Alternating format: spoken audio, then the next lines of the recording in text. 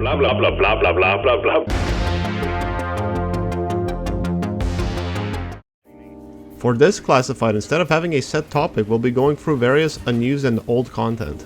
And we'll be starting with Early Omen Tower. This is one of the machine events that was initially delayed for a good reason if you ask me. The early iteration of this tower was a lot smaller and included all 4 modules at once, which have very interesting placeholder names. Now the modules themselves aren't that much different from the finished version. Really, they are the same except lacking gameplay balance. The footage you're seeing right now was shot on a difficulty that makes enemies deal very little damage, Hazard X. With that said, the module formation is always the same, meaning things like the drone replicator will always be at the very top. Maintenance platforms aren't put in place yet either, so all of the tower's weak points are exposed at all times. This means that this version of the tower is faster, but a lot more dangerous. Armor Station. Early on in Deep Rock's development, the devs toyed with the idea of armor customization.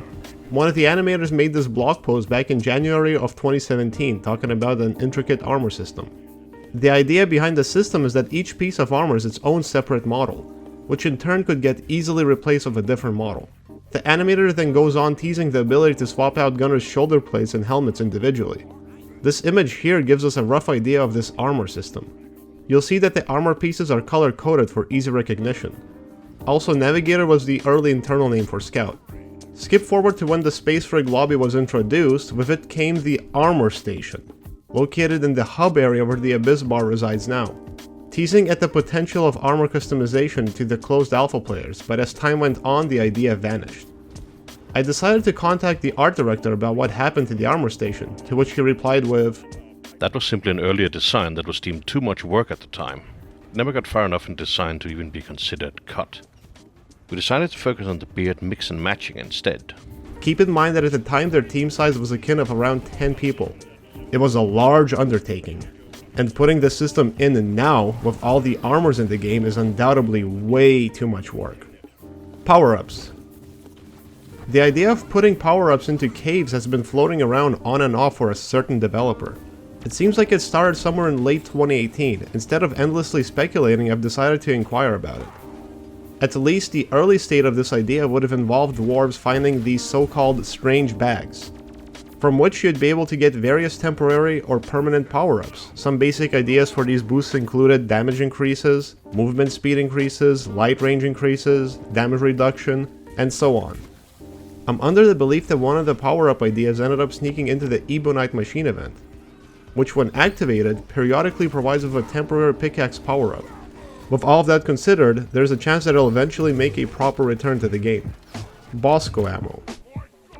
Now we all know that Bosco carries infinite ammo, but for a little bit they did experiment with finite ammo.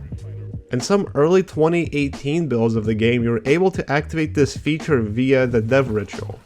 Once the feature is enabled, bringing up the laser pointer and looking at Bosco will reveal a new bar indicating the droid's ammunition. Whenever the ammo runs out, it will simply keep firing blanks indefinitely. On Bosco's back there's also a new number added. The green one indicates the revive count and the yellow one shows the available ammo refills.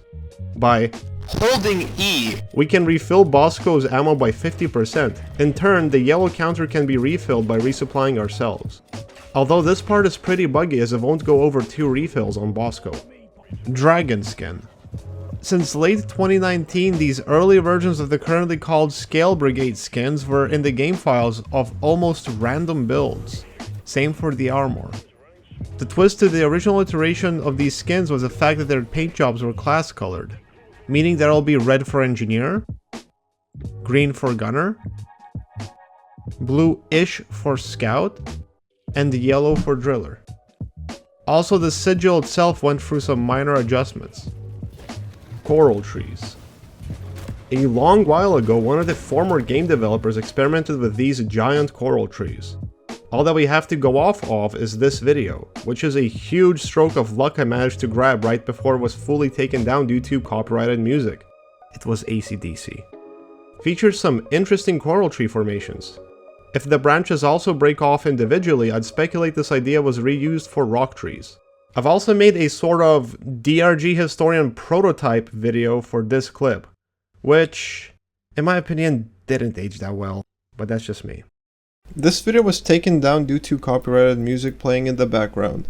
Instead of leaving the video silent, I decided to experiment with the idea of community commentary. We see in the video one of the former Ghost Ship Games employees showing off tree generation. We get to see this used for rock trees in a couple of biomes today. The ones featured in this video appear to be some sort of coral trees, which remain unused. I can only speculate the coral trees were meant for dense biozone. I just put in an unmastered video in a remaster.